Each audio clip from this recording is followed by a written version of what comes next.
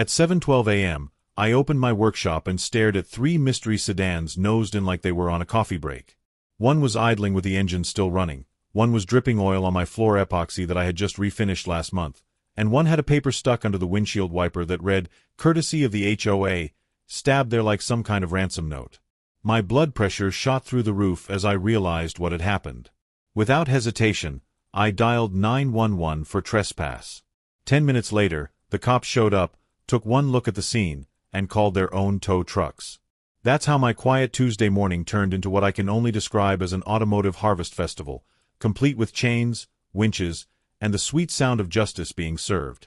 My name is Rowan Beck, and I'm a mild-mannered engineer who values 2 things above all else in this world: quiet weekends where I can work on my projects in peace, and my meticulously organized workshop here in Maragold Hollow.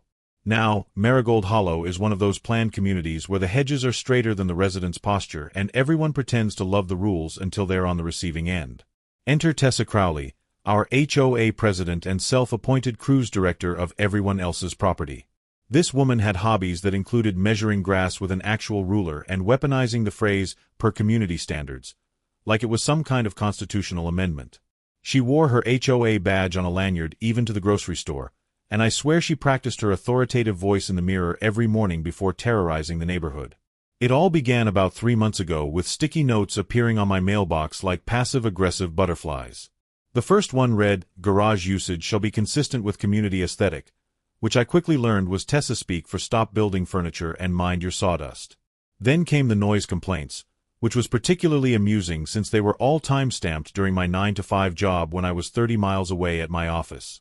The woman was literally complaining about noise from an empty workshop. Next came a newsletter blast to the entire neighborhood declaring that workshops degrade curb appeal and lower property values. She actually had the nerve to include a stock photo of a messy garage that looked nothing like my pristine space. Things escalated when she started photographing my workshop through the windows at all hours. I'd wake up at 2 a.m. to see her flash going off, and when I confronted her, she claimed she was documenting safety violations for insurance purposes. She even recruited her nephew, some wannabe lawyer fresh out of his first year of law school, to send me cease and desist letters about the industrial activities in my garage. The kid couldn't even spell pursuant correctly, but there he was, standing next to Tessa at every board meeting, nodding along like a bobblehead while she ranted about property values. Finally, on Monday morning, Tessa marched up my driveway with a clipboard brigade of 3 other board members trailing behind her like ducklings. She was wearing a hard hat for some inexplicable reason, as if my driveway was a construction zone. She announced with great fanfare that they were implementing a temporary compliance relocation program. According to her twisted logic, non-conforming vehicles from the visitor overflow area would be staged in my workshop because, and I quote, "it's underutilized community space that could benefit the greater good." She actually used air quotes when she said greater good, like she was channeling some dystopian dictator. I told her she was out of her mind, that my workshop was private property protected by the 4th Amendment, and she needed to leave immediately. She laughed, actually laughed to my face, and said the board had already voted 7-1, with only Bob Martinez dissenting because he still had a functioning brain. By Monday afternoon, while I was at work dealing with a critical server issue that had me tied up in meetings, a locksmith she hired popped my side door open like a soda can. I found out later from my neighbor's security camera that it took him less than 30 seconds, and Tessa stood there timing him with her phone like it was some kind of speed competition. Her volunteers, who I recognized as her book club friends who'd never lifted anything heavier than a wine glass, struggled for an hour to roll in 3 cars. There was a peeling Chrysler that looked like it hadn't seen soap since the Bush administration, with rust spots that resembled a map of some unknown continent. The sunburnt BMW was missing its front plate and had a spider web crack across the entire windshield that would have failed any safety inspection. The Toyota, dear God the Toyota, reeked of gym socks mixed with citrus Lysol and what I can only describe as decomposing fast food. She had the audacity to tape a notice to my drill press that said, "Thank you for your community spirit and cooperation," with a smiley face sticker at the bottom like this was some kind of kindergarten achievement. Tuesday dawned with me standing in my violated workshop, staring at this captive fleet of automobiles that had invaded my sacred space. Tessa was already outside in a reflective vest that said, HOA Safety Marshal, directing traffic from my own driveway like she owned the air rights above it. When I stormed out to confront her, she waved a laminated letter in my face, claiming it was an emergency easement signed by a city inspector whose name I recognized from a barbecue 2 years ago. The problem with her little forgery was that I knew for a fact this inspector had moved to Denver last spring because we were still friends on social media. When I told her this was breaking and entering, she said with this condescending tone, "We're neighbors, not litigants, Rowan. This is for the greater good of the community." Then she had the nerve to tell one of her volunteers to try the lathe while we're here. Maybe we can convert this into a proper storage facility. That's when I pulled out my phone and dialed 911. The 2 officers who arrived took one breath near that Toyota and immediately stepped back, their faces scrunched up in disgust.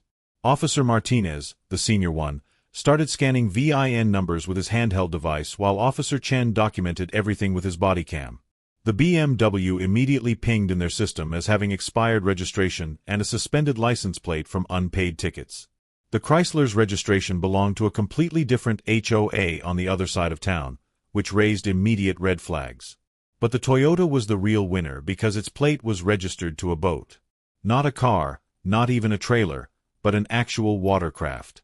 The officers looked at the locksmith who was still hanging around, looked at my pride and damaged door jamb, then turned their attention to Tessa and asked about this so-called easement. She smiled like she was posing for a real estate brochure and said with complete confidence, "The HOA has broad authority to manage community resources." Officer Martinez looked her dead in the eye and said, "Not that broad, ma'am," then radioed for tow trucks. He photographed everything including her laminated letter, the damaged door, the oil stains on my epoxy floor, and asked for the complete board contact list. I watched as Tessa's clipboard started shaking so hard the plastic sleeves were clacking together like castanets. 3 tow trucks arrived within 20 minutes, their diesel engines rumbling like cavalry coming over the hill. The chains clinked as they were attached, the winches sang their mechanical song, and the Chrysler was winched out backwards, leaving a perfect snail trail of oil that Officer Chen documented, measured, and had samples bagged as evidence.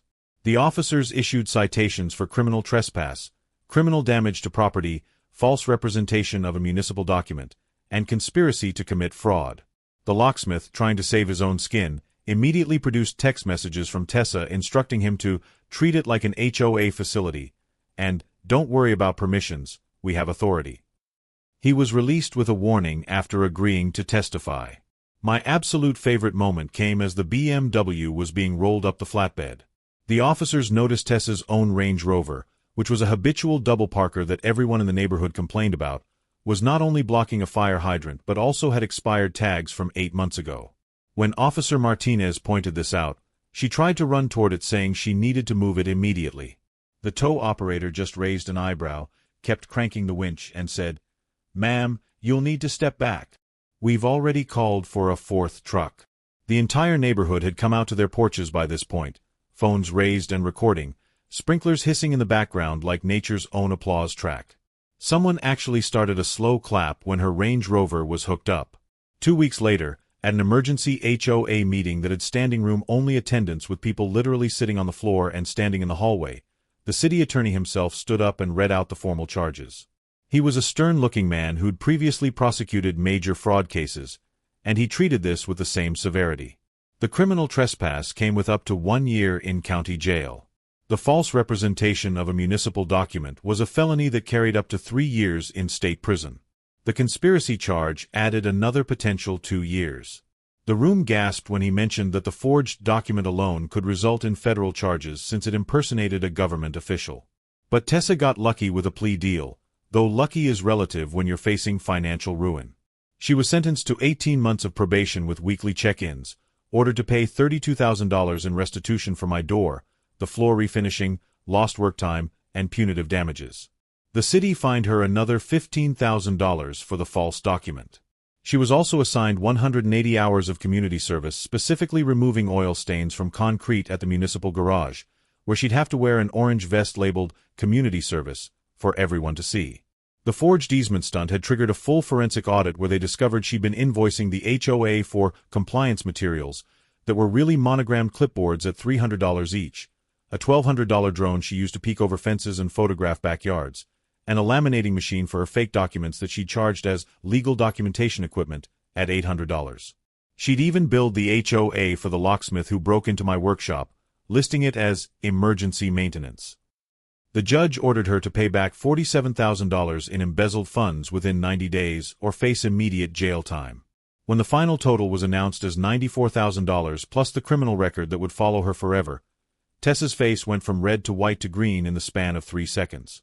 Her nephew, the wannabe lawyer, tried to object but was immediately shut down by the judge, who reminded him he wasn't even bar certified. Tessa actually fainted right there in the courtroom, falling backward off her chair with a thud that echoed through the room while her clipboard clattered across the floor, papers scattering like confession letters.